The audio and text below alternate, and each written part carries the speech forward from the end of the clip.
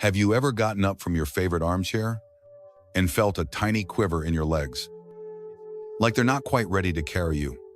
Maybe you shrugged it off, thinking it's just a moment of stiffness or a sign of the years adding up. But what if that brief tremble is your body sending you a quiet signal? A gentle nudge that those trusty legs, the ones that have powered you through countless adventures, might be starting to lose their spark. It's not loud, it's not sudden, but it's real. Left unchecked, that subtle wobble could grow, threatening the freedom you cherish. Now, don't let that scare you. This is a message of hope. You have the power to turn things around. Starting with simple, everyday choices like what's on your fork. In this video, we're diving into 3 incredible foods every senior should embrace to keep their legs sturdy, their steps confident, and their independence shining bright. So, grab a cozy drink, settle in, and let's explore how to keep your legs ready for all the moments still waiting for you. Before we jump in, drop an "I'm" here in the comments if you've ever felt that unsteady moment or worried about staying strong. It lets me know you're with me. And it shows others they're not alone. And if you're ready for heartfelt tips on thriving as you age, hit that subscribe button to join our warm community at Elderly Philosophy. Let's get started and give your legs the love they deserve. Poor circulation. Most of us think about muscles when we feel weak or unsteady, but what many seniors don't realize is that the flow of blood through your body, especially to your lower limbs, is just as important as strength itself. And when that flow is blocked, restricted, or weakened, your legs begin to suffer long before you understand why. To bring this to life, I want you to meet Margaret. Margaret is 81, a retired teacher, wise and thoughtful. Her life was once filled with children's laughter, lesson plans, and the steady rhythm of chalk on blackboards. These days, she enjoys the quiet. Her home is warm, filled with books, photos of her grandchildren, and the gentle scent of lavender. Every morning she sits by her favorite window, knitting scarves while soft classical music plays in the background. It should be peaceful. But lately, she's been bothered by something she can't explain. Her feet are always cold. Not just cool, cold. Even with 2 pairs of socks. Even when the room is warm and the heater is on. Sometimes, there's a tingling sensation. Other times, they feel numb, like they're not even part of her body. At first, she brushed it off. Maybe I'm just sensitive to the cold, she told herself. Then she brought it up casually at a doctor's appointment. The doctor glanced at her chart and said, "That's normal at your age." But something inside her knew this wasn't just age. What Margaret was experiencing were signs of poor circulation, specifically, a condition called peripheral artery disease, or PAD. It happens when arteries become narrow due to plaque buildup, limiting the amount of blood that can flow to your legs and feet. And when that blood flow is restricted, your muscles are no longer receiving the oxygen and nutrients they need to function properly. Think about it this way. Your muscles are engines. Blood is the fuel. If the fuel line is blocked, the engine weakens. It struggles. It stops performing the way it should. This is exactly what happens in your legs when circulation begins to decline. And it doesn't just affect how your legs feel, it affects how they work. Muscles without oxygen grow tired faster. They become more prone to cramps. They lose endurance. And over time, they begin to shrink. This leads to weakness, instability, and in many cases, fear. The fear of falling, the fear of walking alone, the fear of losing independence. But here's the real tragedy. Most people ignore the signs. Cold feet. That's just winter. Numbness. I probably slept funny. Slower walking. Just tired today. These explanations are comforting, but they're often wrong. The real cause might be the silent, creeping problem of reduced blood flow. And if left untreated, poor circulation doesn't just reduce quality of life, it puts you at greater risk of serious health issues, including infections, ulcers, and in extreme cases, limb loss. Yes, it can be that serious. But here's the good news, it doesn't have to get that far. There are gentle, natural ways to improve circulation that anyone can start using right now. At home, start by elevating your legs when you sit. Use a pillow under your calves to help the blood flow back toward your heart. Even this simple shift reduces pressure and encourages better flow. Next, get into the habit of hydrating. Your blood flows more easily when it's not thick or sluggish. That means drinking water regularly, even if you're not feeling thirsty. Seniors often underestimate the importance of staying hydrated, but your heart and blood vessels depend on it. Move gently. Even small movements make a big difference. Flex your feet up and down. Point and wiggle your toes. Rotate your ankles in slow circles. These are not just movements, they're circulation exercises. And if you can, take short walks around the house. Just walking from one room to another, a few times a day, gets the blood pumping in the right direction. And here's something vital, your food matters too. The inside walls of your blood vessels are delicate. Certain foods processed, salty, or sugary can damage them over time. But the right foods can actually help heal and strengthen them. Foods rich in antioxidants, healthy fats, and key vitamins can restore flexibility to your arteries and help your blood reach every part of your body, including your legs. In just a moment, we'll talk about 3 powerful foods that do exactly that. Foods that not only nourish your muscles, but support the very system that delivers that nourishment, your circulatory system. But before we go there, let me leave you with this thought. If your feet are always cold, don't just reach for thicker socks. If your legs feel heavy, numb, or tingly, don't just shrug it off. These are not signs to ignore. They are your body's way of asking for help. Margaret listened. She made small changes. She started elevating her legs each evening while reading. She drank more water. She added a few new foods to her diet.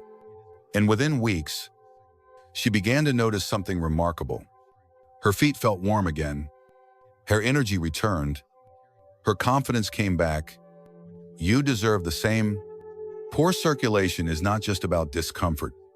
It's about energy, vitality, mobility, and with just a few changes, you can begin to turn things around. Because when your blood flows freely, your life flows freely too. 2 early physical warning signs. Let's begin with someone who could be your neighbor, your uncle, your father, or maybe even yourself. His name is Mr. Harold. He's 74 years old, a retired postman with a warm smile and a proud heart. For most of his life, Harold walked miles every single day, through snow, through rain, through heat. He didn't complain.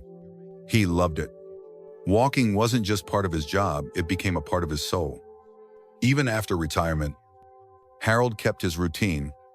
Every morning, he'd lace up those well-worn sneakers, take a deep breath of morning air, and walk around the block. It wasn't about fitness anymore. It was about clarity, freedom, peace. But little by little, things changed. First, his 30-minute walk became 20, then 15, then just a short stroll to the end of the driveway. One day, he didn't go out at all. When his daughter asked him about it, he simply chuckled and said, I'm just getting older." But behind that smile was something he didn't say. He didn't trust his legs the way he used to. And that's the part most people miss. You see, when it comes to aging, our legs are often the first to fade. Not with a dramatic collapse or a sharp pain, but with something much more subtle. You might notice it when you stand up from a chair and feel the need to push off with your hands, or when you hesitate before climbing stairs, or when you shorten your walk because your legs feel tired, less steady, less certain. This isn't just a random occurrence. It's a condition called sarcopenia, the gradual loss of muscle mass, that begins as early as our 50s and speeds up after 60. It's not something we can see in the mirror. It doesn't come with a warning siren. Instead, it whispers. It tells us to take the elevator instead of the stairs, to sit instead of stand, to avoid the walk and stay home instead. And here's the real danger: it happens slowly. So slowly that we adapt without realizing. We start changing our habits, adjusting our routines, convincing ourselves that this is just getting old. But the truth is, what we often think of as aging is really disuse. When we stop challenging our muscles, they respond by shrinking. When we stop moving, our strength begins to fade. And unfortunately, many doctors only raise concern after a fall has already happened. But we don't need to wait for a broken bone to take action. We don't need to wait until we've lost our independence to begin reclaiming it. The time to act is now, when the signs are small, when the risks are still preventable. The solution doesn't lie in expensive gym memberships or fancy machines. It begins with something simple, something you can do in your own home. Sit tall in a sturdy chair. Slowly lift one leg, hold it straight for 5 seconds. Then gently lower it. Switch legs and repeat. That's it. That small movement, done daily, begins to rebuild the muscles that support you. Want something a little more challenging? Try rising from a chair without using your hands. Plant your feet firmly on the ground. Lean forward slightly.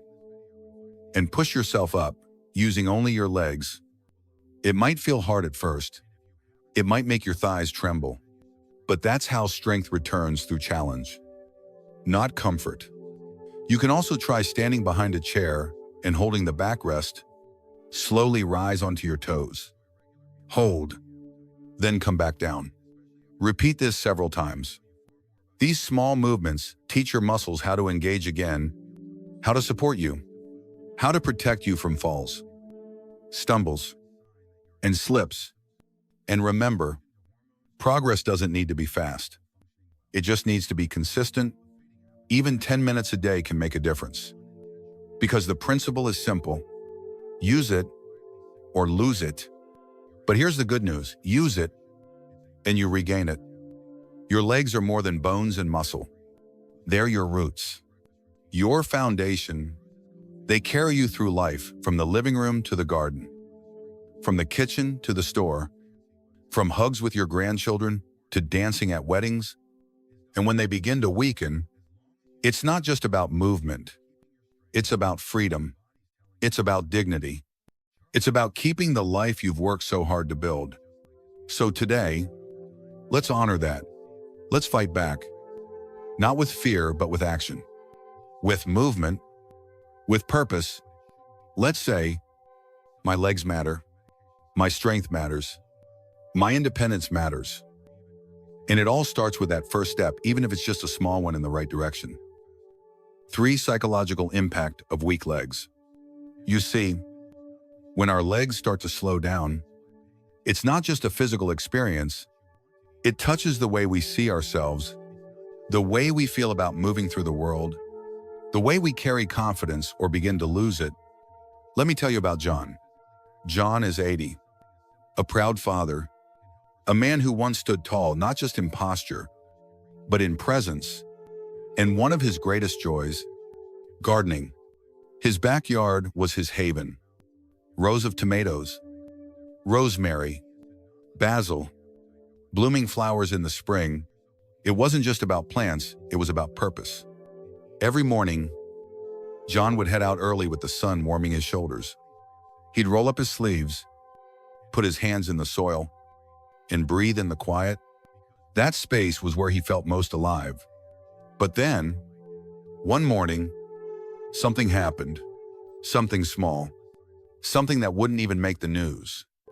While reaching to trim the hedges, he took a step back and nearly tripped over a rake. He didn't fall. He didn't hurt himself. But in that 1 second, something inside of him shifted. He didn't say anything. He didn't complain. But the next day, he didn't go outside. The day after that, the tools stayed in the shed. A week passed, and the garden went quiet. Not because he couldn't walk, not because his legs gave out, but because his trust in his own legs disappeared. One moment of hesitation became a wall of fear, and that fear slowly began to rule his life. This is what so many people don't understand. The psychological toll of weak legs can be heavier than the physical one. When someone loses confidence in their ability to move safely, they begin to retreat from life itself. They sit more. They cancel plans. They stop going for walks. Not because they don't want to, but because their mind no longer believes their body will support them. It's not laziness. It's not stubbornness. It's self-protection. Family members might say, "He's just not trying," or "She used to be so active," but they don't see the fear behind the eyes. The quiet panic that rises when someone stands up and feels unsteady, the racing thoughts. What if I fall? What if no one's there to help? What if this time I don't get back up? This inner fear, this invisible hesitation creates a dangerous cycle. Less movement leads to more weakness. More weakness leads to more fear. And soon, a person who once moved freely now avoids movement altogether. That's how independence is lost, not all at once, but inch by inch, day by day. But here's the truth, and it's powerful. That confidence can be rebuilt. It starts with something small, safe, familiar. A walk down the hallway, a few steps around the kitchen table, holding onto the back of a sturdy chair while shifting your weight from one foot to the other. These may seem like small movements, but they're big victories. Because what's really being rebuilt is not just muscle, it's belief. The belief that you can stand, that you can walk, that you are not trapped by fear, that your legs may feel uncertain now, but they are not finished. They are not beyond help, and neither are you. Using a cane, a walker, or holding onto furniture doesn't mean you failed. It means you're fighting. These are not signs of weakness, they're tools for recovery. They help you move without fear, which helps you move more often. And every movement strengthens not just your body, but your trust in your body. You can also try gentle balance exercises, standing at the sink and rising onto your toes, lifting one foot slightly off the ground while holding onto something secure, practicing getting up from a chair without using your hands. Each time you succeed, even for a few seconds, you're proving to yourself that you still have control. And let's not forget the emotional side. It's okay to feel afraid. It's okay to feel frustrated. What matters is that you don't let those feelings define you. You are more than your hesitation. You are more than a moment of fear. Talk about it. Share it with someone you trust. Let your family know it's not that you're unwilling, it's that you're uncertain. And with support, that uncertainty can fade, replaced by confidence, by movement, by freedom, because here's the heart of it. Your legs are your connection to life. They're how you go outside and feel the breeze, how you walk through your home and feel in control, how you play with your grandkids, garden in the morning, stand tall during a conversation. When that ability begins to fade, it hurts in ways we often don't talk about, but you are not helpless. You can take the first step literally and emotionally. In that step, no matter how small, is the beginning of your return. John eventually did return to the garden. It took weeks, encouragement, practice, a few stumbles, yes, but also many moments of courage. One morning, he stepped back into the soil, held onto the fence, and reached down to touch the earth again. That wasn't just gardening, that was healing. And it's available to you, too. 4. The 3 powerful foods. Now that we've talked about the warning signs and how leg weakness can begin physically, emotionally, and even through circulation, Let's talk about something that gives you real power to fight back. And that power begins in your kitchen, because what you eat doesn't just fill your stomach. It fuels your muscles. It supports your blood flow. It strengthens your bones, and it can help you regain the stability, energy, and confidence you thought was slipping away. There are 3 foods, simple, natural, and powerful, that every senior should be eating regularly. Not exotic, not expensive, but deeply effective. Let's walk through each one by one, and talk about why they matter so much for your legs and how you can enjoy them easily. First up, salmon. Think of salmon as muscle food. This fish is packed with high-quality protein, which is exactly what your muscles need to stay strong and rebuild themselves, especially as you age. But there's something else hiding inside salmon that makes it even more powerful: omega-3 fatty acids. These healthy fats help reduce inflammation in the body and improve circulation, making sure your blood reaches your legs, your muscles, your joints, all the places that need fuel to stay strong. You don't need to eat salmon every day. Even just 2 servings a week can make a real difference. Grill it, bake it, or buy it pre-cooked. You can toss it on a salad, make a sandwich, or serve it with some steamed vegetables. And if cost is a concern, don't worry. Canned salmon is just as rich in nutrients and more affordable. It still gives you that protein and omega-3 boost without breaking the bank. Now, let's clear up a common myth. People often say, fish is too fatty. But the truth is, this kind of fat is the good kind. It doesn't clog your arteries. It helps protect them. It doesn't cause inflammation. It helps reduce it. That's why salmon is one of the best things you can feed your legs, your heart, and your entire body. Next, leafy greens, spinach, kale, collard greens. These humble vegetables might not seem like leg food at first. But don't be fooled. They are absolutely essential, because strong muscles need strong bones to support them. And leafy greens are packed with calcium, magnesium, and vitamin K, all key nutrients that help maintain bone strength and density. If your bones become fragile, even a small stumble can lead to a serious injury. That's why leafy greens are not optional, they're protection. You want to build strength around bones that can handle the weight. And the bonus, leafy greens also help reduce inflammation and swelling, making your legs feel lighter and more comfortable. You don't need to eat a salad every day to get your greens. Add spinach into scrambled eggs. Throw kale into soups or stews. Stir fry with a bit of garlic and olive oil. Or blend a handful of greens into a smoothie with banana and yogurt. You'll barely taste it, but your body will thank you. And here's another myth. Only dairy gives you strong bones. That's not true. Leafy greens offer plant-based calcium and other nutrients that are just as effective, especially for people who don't tolerate milk well. And now beans.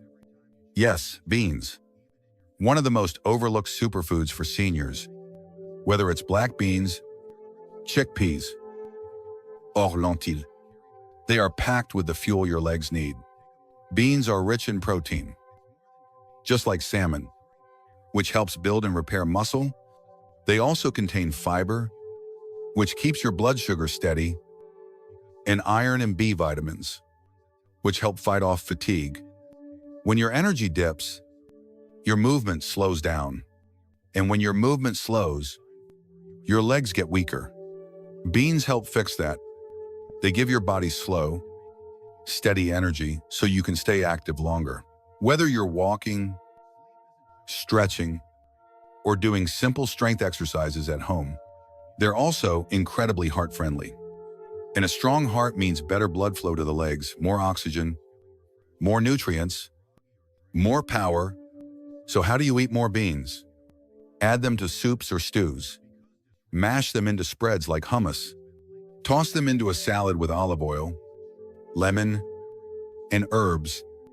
Or mix lentils with rice or pasta for a filling, healthy meal. Now, some people worry beans make me bloated. That can happen at first. But here's the trick. Start small and rinse canned beans thoroughly to remove the compounds that cause gas. Over time, your body adjusts, and you can enjoy all the benefits without the discomfort. Salmon gives you the protein and omega-3s to rebuild muscle and improve circulation. Leafy greens strengthen your bones and fight inflammation. Beans provide energy, fiber, and essential nutrients to support strong, steady legs. These aren't just groceries. These are your leg protectors, your balance boosters, your secret weapons to stay mobile, strong, and independent. And best of all, they're already waiting for you in your kitchen or at your local store. Because taking care of your legs doesn't have to start with medicine. It can start with what's on your plate, one meal at a time, one bite at a time. Give your legs what they need, and they'll give you back the freedom you deserve. Your legs may slow down, but that doesn't mean your life has to. We've talked about the early signs like slower steps, cold feet, or quiet fear and the real impact they have. But we've also shown that with the right food, simple mouvement, and a shift in mindset, you can rebuild strength. You're not alone in this journey. Share your thoughts in the comments. Let others know they're not alone either. And if this helped you, subscribe, share, and stay connected. Your next step towards strength starts now.